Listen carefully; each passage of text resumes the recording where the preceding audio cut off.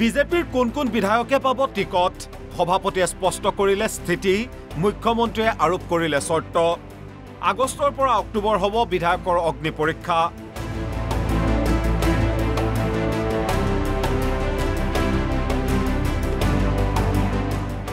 বৰ্তমান অসম বিধানসভাত আছে 63 গৰাকী বিজেপি বিধায়ক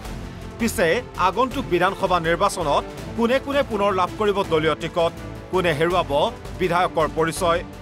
এইলৈ ৰাজ্যৰ ৰাজনীতিত চৰ্চা চলি থকাৰ মাজতে মুখ্যমন্ত্ৰীয়ে ঘোষণা কৰিলে সকলো বিধায়কে নাপায় দলীয় টিকট সৌভাগ্য আহিব নতুন মুখলৈ সকলো বিধায়কেতো টিকেট পাব নোৱাৰে বহুতেতো কোনোবাই নিজেও ইলেকশ্যন নেখেলিব কোনোবাই টিকেট নাপাব কাৰোবাৰ সমষ্টি ডিলিমিটেশনত নোহোৱা হৈ গৈছে কাৰোবাৰ সমষ্টি শিডিউল ট্ৰাইব হৈ গৈছে কাৰোবাৰ সমষ্টি শিডিউল কাষ্ট হৈ গৈছে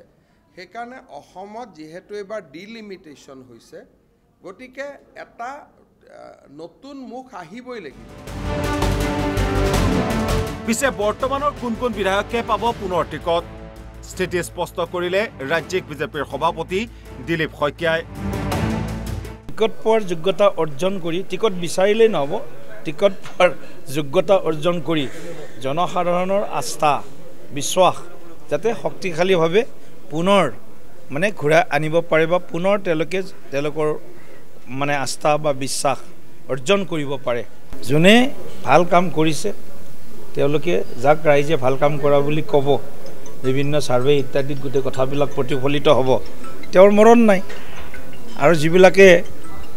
হয়তো ক'ৰবাত কিবা গণ্ডগোল কৰিছে বা গণ্ডগোল কৰাৰ এটা প্ৰতিফলন হৈছে তেতিয়াহ'লে তেওঁলোকৰ অসুবিধা নিশ্চয় হ'ব একেদৰে টিকট লাভৰ ক্ষেত্ৰত বিধায়কসকলৰ বাবে 4টা বিশেষ চৰ্ত ঘোষণা কৰিলে মুখ্যমন্ত্ৰীয়ে টিকট পাবলৈ হলে আগষ্টৰ পৰা অক্টোবৰ পৰ্যন্ত 3 মাহত এই চৰ্ত পূৰণ কৰিব লাগিব বিধায়কসকলে পিছে কি এই 4টা বিশেষ চৰ্ত শুনক মুখ্যমন্ত্ৰী ডক্টৰ হিমন্ত বিশ্ব শৰ্মাৰ মুখেৰে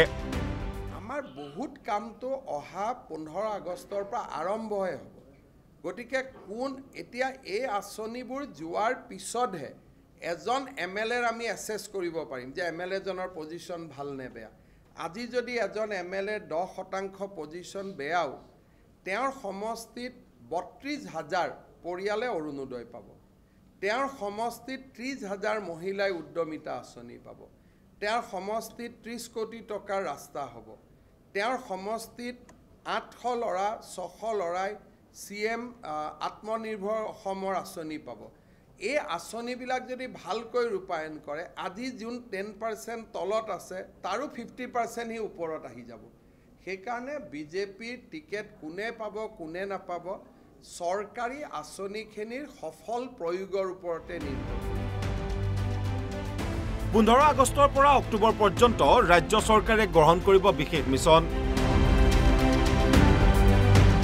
বিধায়কসকলৰ প্ৰতি সমষ্টিত নতুনকৈ 32,000 অৰুণোদয় 30,000 মহিলালৈ উদ্যমিতা আঁচনি 800 যুৱকলৈ 2 লাখ টকাকৈ আত্মনিৰ্ভৰ আঁচনিৰ ধন প্ৰতি সমষ্টিত 30 কোটি টকাৰ পথ নিৰ্মাণ কৰা হ'ব যিসকল বিধায়কে এই 4টা পৰীক্ষাত উত্তীৰ্ণ হয় সেইজনেই পাব বিজেপিৰ দলীয় টিকট এক প্ৰকাৰ 3 মাহত মুখ্যমন্ত্ৰীয়ে দিয়া 4টা চৰ্ত পূৰণৰ ক্ষেত্ৰত অগ্নি পৰীক্ষাৰ সন্মুখীন হ'ব লাগিব 63 বিজেপি বিধায়ক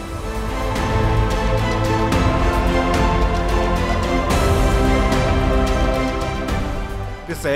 মুখ্যমন্ত্ৰীৰ অগ্নি পৰীক্ষাত কোন বিধায়ক উত্তীৰ্ণ হয় কোন ব্যৰ্থ হৈ টিকট হেৰুৱায় সেয়া অক্টোবৰৰ পিছতহে স্পষ্ট হ'ব ৰমেন কলিতাৰ ৰিপৰ্ট NB নিউজ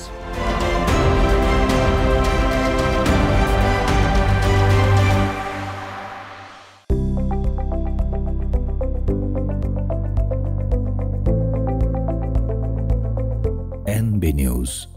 সহজ সৰল ভাষাত নৱভাৰতৰ কথা